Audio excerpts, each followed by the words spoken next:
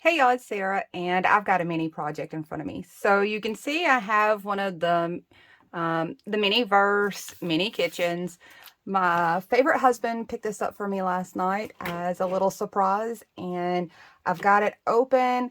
I've taken my little components out, and I have separated it from its box because I'm going to try to use the packaging as well. So if you're wanting to try something like this, you might want to take a little care. I did bang it up a little bit, but I think it's going to be okay. I'm using cardstock to cover that. They really have it packaged super well. So I'm not doing a full makeover on this. In other words, I'm not going to paint the entire thing. I'm not changing a whole lot about it, but I am going to tweak it to make it a little more mine, a little less cartoonish. Don't get me wrong, it's super cute. However, I just kind of wanted to make it look a little more like a regular kitchen. So one of the things that, in case you didn't know, this part will come out. Mine started with this yellow background. You can always change it to pink if you're interested in doing that, and they have different designs on each one. I'm actually going to be changing this part out with a little bit of scrapbook paper, just cut to size. And I wanted to try a couple things. I personally know after years of crafting that a lot of paints like this can come off with acetone. All I have right now is some Dollar Tree acetone, and I know it says 100%, but I'm not always entirely sure about that because I do nails, and I know what true acetone can remove. I haven't had much luck with the Dollar Tree acetone lately and just removing nail polish, so I'm not sure how this is going to go, but I'm going to try it really quick. So let's try it here on the glass. And sure enough, this actually looks like it might want to work. It's going to take a little bit of a process, though, it looks like, in order to get it all off the glass. And you could absolutely, and when I say glass, this is actually plastic. You could absolutely do it with all of the dots and things on here if you wanted to. I guess it might take some time, but you could totally do that. I'm going to go in and try to get as much of that off, and I'm probably going to try to tape that off a little bit so I can get it straight, but I might can do it freehand. Okay, so I finished that, and here's what I learned so you don't have to. It did take the dots off, obviously, but I did notice that this particular acetone made the plastic here look almost frosted. I don't really have a problem with that, but just so you're aware, it gave it, instead of it being a clear plastic, now it's almost like a more frosted plastic. So that's fine with me. I'm okay with that because that means it's less cluttery looking when I put anything in there on the shelves. So now that I've done that, my next step is to start picking out what paper I want to use. I had considered a couple of things. I had considered that when you look at these handles, they're actually removable, and you just pinch those little parts in there together with some needle nose pliers, and you'll be able to pop these out and paint them if you wanted to. I decided, because these things clasp really well, I guess, so that this can be portable. So they really do clasp. You can see I'm working to get them to pop open. I felt like if I painted them, it might not be super durable as I open and close it, especially since sometimes my nails are longer and sharper than others. So I decided I'm going to go ahead and keep those yellow. The other reason that I decided to do that was because my cute little oven mitts, and these are adorable, by the way. I just have to play with them now. The cute little oven mitts are yellow as well. So I figured that would give me kind of my color theme. I decided I would go ahead and go with black, white, and yellow kind of is my color theme, but I wanted to show you a couple other options because I thought they were pretty cute. So I already know, I think, what I'm using on my background here, and I'm going to share that with you. I've got lots of scrapbook paper options here, and I wanted to kind of show you some options. I'm pretty sure I know where I'm going with mine, but I wanted to show you some ideas of different things that you could use that would look super cute with pretty much the colors most of this was already in. I'm going with this yellow kind of rustic looking plaid, this gingham pattern. But I wanted to share some other patterns with you that would be probably equally as cute. I don't know if you can see all those patterns and see them up against this, and maybe it'll give you a better idea if I flip these back yellow. These all came from my scrapbook stash, so I couldn't tell you specifically what brand.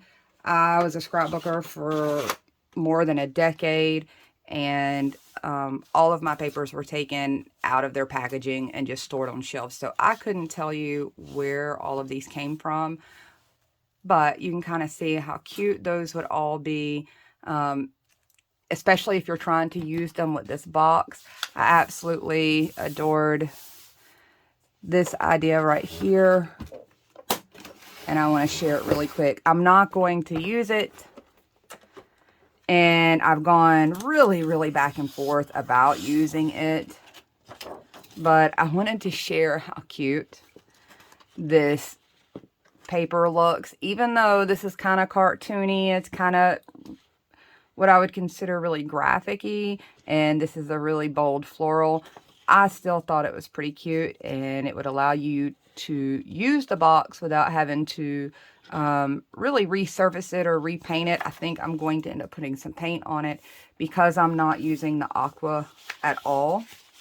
So all I did for my paper to get this portion is I just slid these out, marked the back of my paper with these exact sizes, and I cut them out. That was simple enough. Just to keep up with these, I'm gonna keep it together and still slide it in there. That way, if I ever want to have the original, I can. And this was a fairly thick cardstock, printed cardstock that I used, and it still fits. Let's see if I can slide it in there. You might have to give it a little guide. So tell me that's not pretty cute already. Kind of gives me a retro kitchen vibe now, and you could just leave it at that. I'm going to alter the box too. So I'm going to slide this over, and I believe my first step, since this is where they had some of the components, I'm just going to take a little sanding block and sand that down a little. Now I'm going to add paint to some parts of this, and then I'm going to cover it with cardstock. But I wanted at least a little bit of smooth coverage, especially in the spots that were ripped up and might make my cardstock a little lumpy. I don't have to paint this entire thing because I'm not, I don't need all of it painted. I probably will paint the top of this, and I may eventually cover it with some paper, but for now I'm just going to paint it and at least catch my corners here, and then wrap my paper around, and I'll show you what I mean. I'm using some Waverly chalk paint and white as my primer here, and like I said, I'm not painting the entire thing.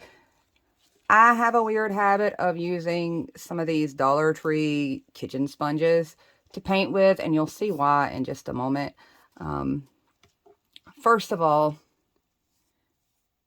it allows me to spread this, what is otherwise really heavy, thick paint. I don't know if you've played with any of this paint. It is a really thick paint. So it allows me to spread it a little smoother without as many brush line textures, because chalk paint can leave a little bit of texture behind. So I'm just loading this up a little bit. Normally I just put it on a piece of paper and kind of stamp it in there, but these pieces are big and I didn't have a lot of room to play up here. So I'm gonna let that sit there for a second while I hit these corners. And I'm just hitting the corners in case I don't get my paper that I plan on using aligned all the way in the corner, because I'm not even 100% sure this box is at 90 degrees. And I'm not going to end up attaching my kitchen back to this box, but I thought I might want to use it as a background on occasion when I'm working at my desk instead of when I'm working at my actual doll houses, because it's a little easier to work at my desk with the lighting than it is at my doll houses that are in other parts of the house. So I'm kind of doing it in spots where you would typically do trim work if you painted. And now that I've got this larger span to do, I'm going to go ahead and bring in the sponge and use it. Let's make sure it's loaded. So you'll see this just kind of lets me zoom right across.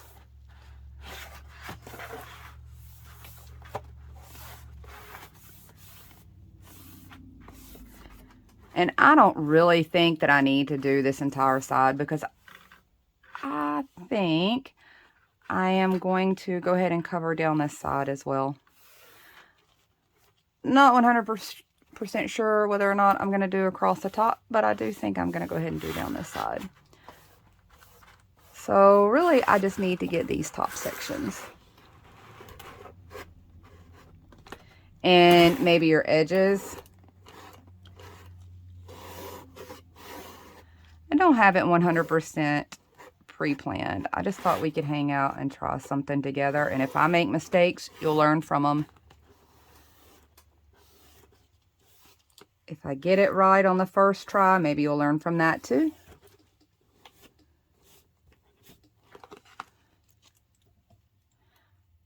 I'm a little curious how this cardboard is going to hold up to the chalk paint. Cardboard sometimes can be hit or miss on how it absorbs the moisture out of paint. Chalk paint's pretty thick,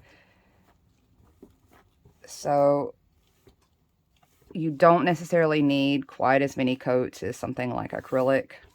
It dries really quickly, so I'll be able to pause for maybe 2 or 3 minutes, and all of this will be dry enough that I could actually glue down to it.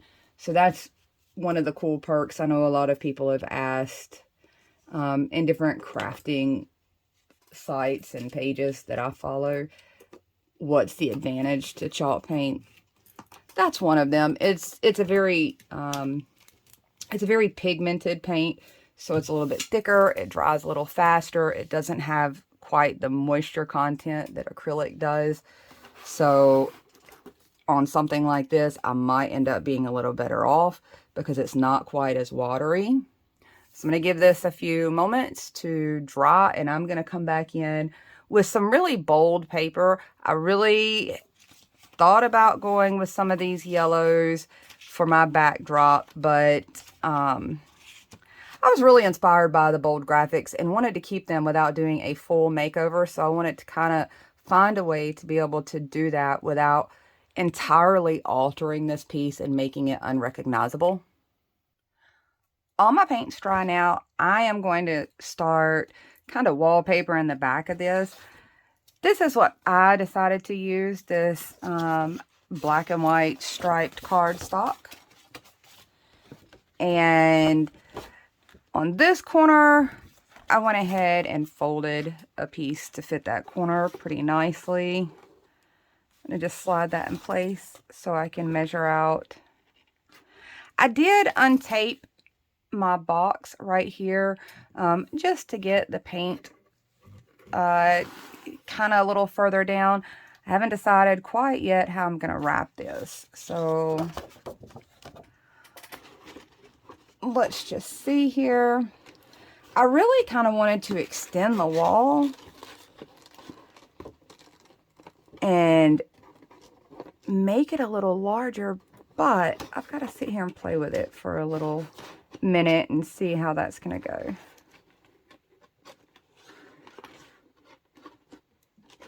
So I think I'm going to try to wrap it around this corner rather than trying to cut a small strip here and a small strip there. That way I don't really have to worry about anything showing up there. I don't think it would end up being a problem because if you notice, that was part of the reason why I wanted to go ahead and fill in those corners with white. On the just in case the box wasn't 90 degrees. I'm just using a regular glue stick. I have not bought any paper crafting glue in ages. All my scrapbook glues are pretty much sad and dried up. And I hope for the best with this glue stick. I have a feeling it'll adhere just fine. Especially along the edges where that paint is. That paint still has some texture to really get a grip to. Definitely getting it covered. I see a lot of people ask about scrapbook paper for their doll houses. That's all I've used so far. I've got enough paper to last me a lifetime. So I've been looking for reasons to use it. And I felt like this was a pretty good way to get some of it used. So let's see how this Target brand glue turns out here.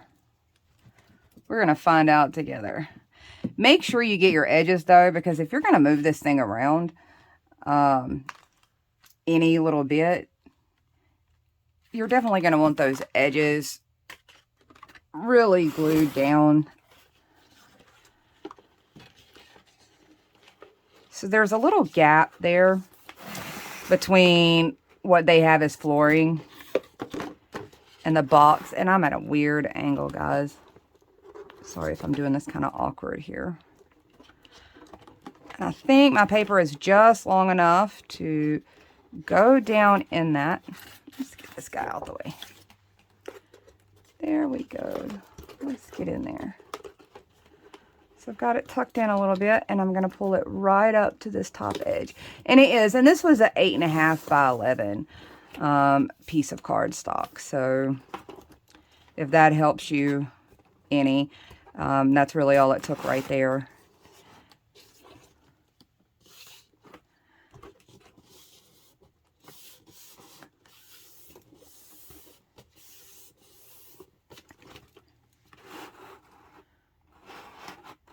So I feel like it's sticking pretty good from what I can tell. I'm going to lay this flat.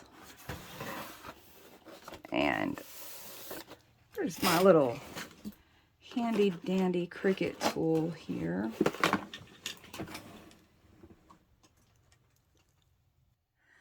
Okay, so all my wallpaper is dry. You can kind of see. And I have this little flap here that can fold back or leave me a little bit of extra wall. And I did that for my purposes. Obviously, you might want to go all the way around your box and cover the whole thing. But for filming purposes, I wanted to have like a little extra width there. So I can just fold that back or pop it out. So now that I've got that done, I wanted to do a few decorative things and share a few little ideas.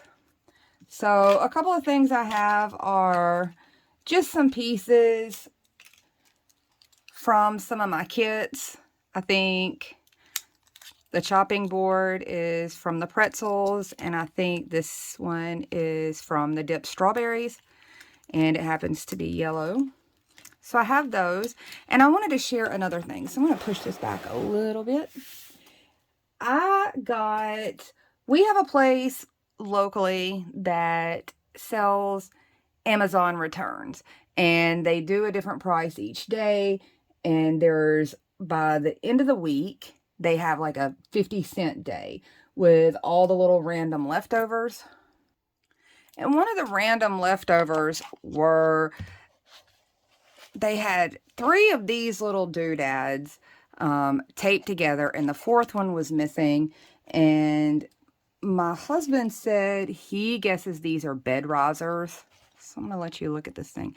And it's really kind of cool because I can actually store some of my pieces and my resin bottles back here. If you can see that, it's got like little slots to add to the support of it, because like I said, his best guess is that these were bed risers, and I only ended up with 3 of them. They didn't have the 4th one. I guess that's why it was 50 cents, but they're really cool. They're a super hard plastic, and they have like this wood grain to them. I don't know where you would even find these. I've got 2 of them in doll houses, and then I had this one left. So I also had, if you guys saw the video where I had like one of, I think it was maybe the Rainbow High kits. And it came with like this crafting desk, this drafting type desk here. And I popped this thing apart because it was too big for any of my doll houses. I used all the other components. They worked out size-wise that came in it, but the drafting table was a little large. So I popped it apart and took the marble top off of it. And guess what? Check that out. It fits perfect on there. So now I've got like this marble top looking island to kind of go with mine. And I'm going to pop that up there. I want to talk about some other accessories. For instance, I'm going to make some matching dish towels. And one thing I'm going to do to help myself is I'm going to attach, because I have such a hard time opening this, and especially when I've got the longer nails, I have such a hard time opening this oven. So I'm going to cheat and put a little dishcloth with some little fringes. And I'm going to end up attaching it to my oven. And I may come in, I have a feeling I'm going to come in with just some black Dollar Tree vinyl and put that there before this is all said and done. But I'm putting a dish towel there so that I can open that a whole lot easier. And I may end up doing it with my drawers as well, but I know for sure, because these things do close so well, which is great, because if you're getting something like this for a kid and they want to move it around and play with it, all their stuff's not going to just fall out of the little cabinets. But I do struggle with it sometimes depending on my nails. So I'm going to go ahead and do that, and I'm going to show you what I did. And it's super simple. I've just got some Dollar Tree gingham ribbon. And I'm going to take this ribbon and cut. I'm just going to fold it over and kind of eyeball this. I would say that my cut's probably about giving me 1.25 inches on each side. Just eyeballing it. I'm going to assume that's close to what it is. You could do different lengths, make however many you want. But once I cut it, I've got these super sharp little tweezers, but you could use anything pointy that'll let you get in there and grasp some of those strings on the end and automatically fray those so that you can, maybe you can see that, so that you can get like the little fringy part. So you might have to keep straightening it out as you pull. And you can make your fringe just as long as you want. Once I get a length that I like, I'm just gonna snip that long part of that string off. And just straighten that out. And now I've got like little fringes at the end of my towel. Okay, so maybe you can see that up close. See, just a little fringe hanging there. And I will probably end up dabbing a little glue into this just to keep it folded over so I can set it on my counter. Usually I cheat and I keep a hair straightener, an old hair straightener in my craft room, and I just iron the ribbon in half with it and it stays. But I just glued it down a little bit, so now I have, well, I guess my glue did not take. So I got it to take that time. Another idea is Dollar Tree also has like small little bundles of fabric, and they happen to have this black and white gingham, and I cut it really straight, and I didn't have any fray check for the edges. So usually what I do is just take a little glue stick on the bottom side or whatever is going to be the back side and run down the edges that I don't want to fray. And if you've got some fraying on that already, just go ahead and leave it there. Run your glue down. And I'm going to go ahead and do that with this one. I'm just going to run my glue down one side. Let's see. I think this is the back side of this fabric. It's hard to tell on gingham. And I'm just going to run a little glue down it. And I'll give it time to dry. And I'll cut and remove any little edges that might already be frayed. It'll kind of get a little stiffer, so it'll help let this lay better. And the other ends I did fray, so they have, you know, a little bit of fringe to them. So now I can have a little kitchen rug. I'm not going to set this down because obviously it has not had enough time for that glue to dry. I also have just a larger gingham ribbon. It's just a little scrap that I happened to see when I was digging around. So I'm going to make some slightly larger dish towels the same way. I just cut that in half and take a piece, fringe it out. I've got some other decorating things. And see, I'm doing both fringes at the same time. I don't know if you can tell. I've got it folded over, and I can do both fringes at the same time, so they're the same length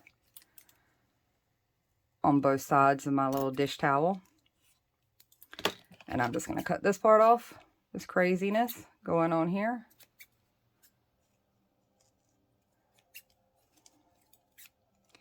And I'll have a slightly bigger dish towel to go with my set. And I think rather than glue this one down, I'll wait, and I'm just going to iron it down so it stays folded in half. And I can either lay it or, let's see if I can just crease it enough to put it over here.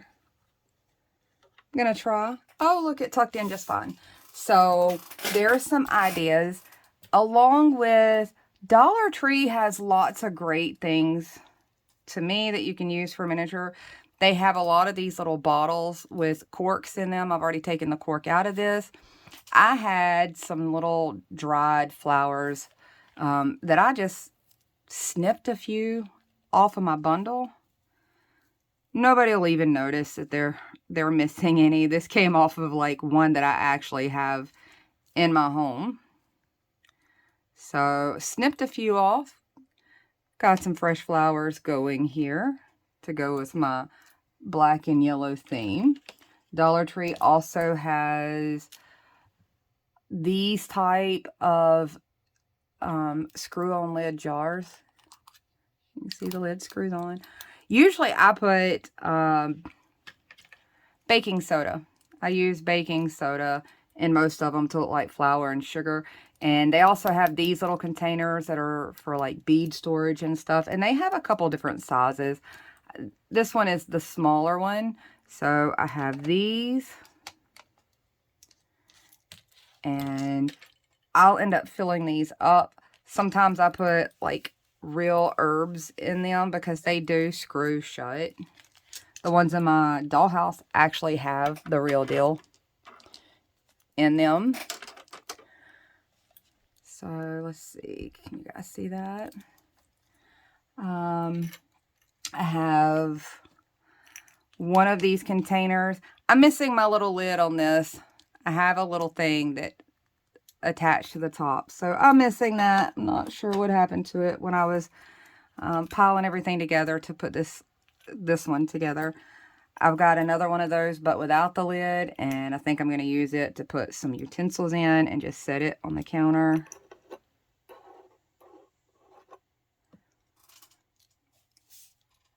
I also found that if any of you guys happen to see or happen to pick these up at Christmas time, Walmart had a set of 4 little basket ornaments, and they said Joy and Mary on them. I think they had little signs in the middle and little pink bows, and I took mine apart to get just the basket, and I realized that just the basket can fit inside that.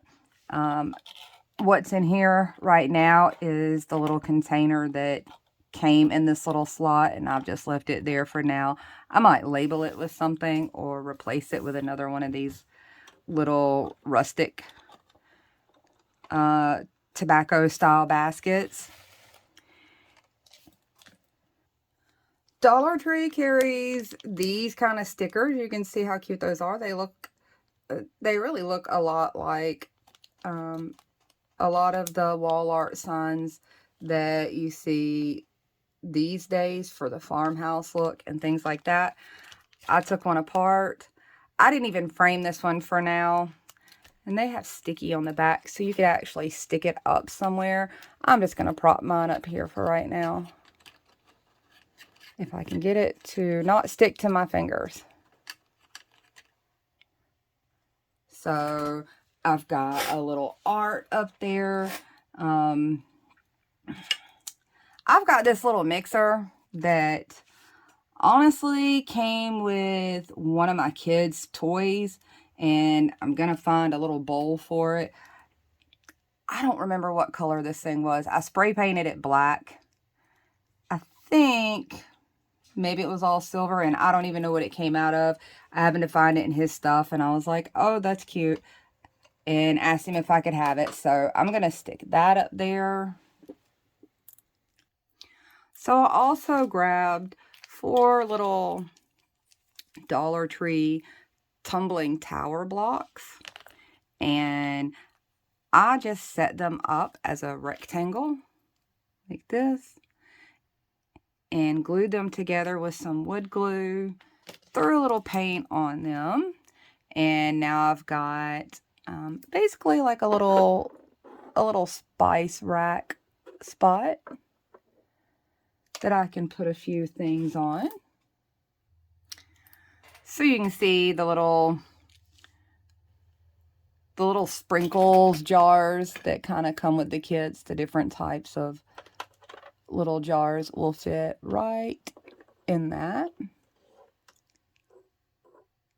And I can probably fit another one, but it's hard for me to get to from the angle that I'm at without knocking things over.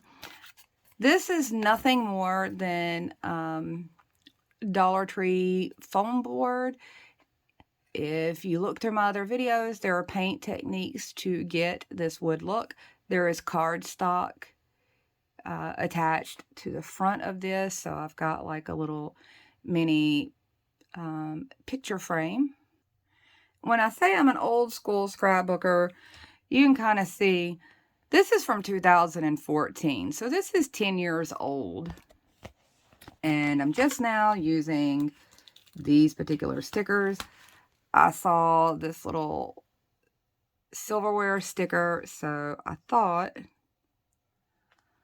I might use it as some wall art. I may go back and hand draw some wall art on there. I just wanted to show you some ideas. For now, I personally don't mind doing the work to draw my artwork. As a matter of fact, I thought I'd do some cute lemons on there to keep up with the yellow theme, but I kind of wanted to show you how cute that is. So there is my little wall art kind of stuck up there temporarily for right now. I'm just using some poster tack to tack that up so that I can take it down whenever I get the whimsy to. You can also take more of the tumbling tower blocks, which I'm not going to adhere yet because I need to paint them first.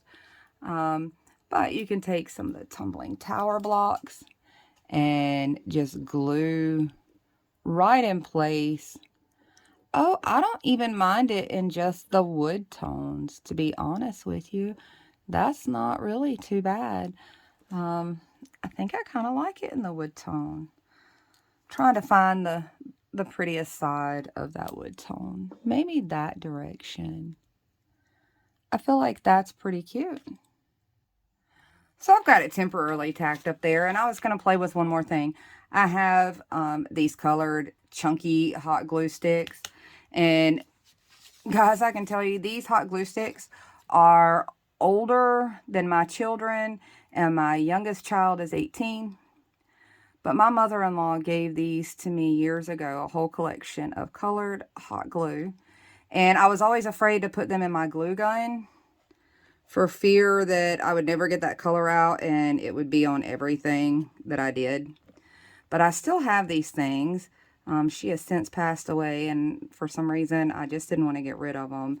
And now I'm using them for all kinds of candles.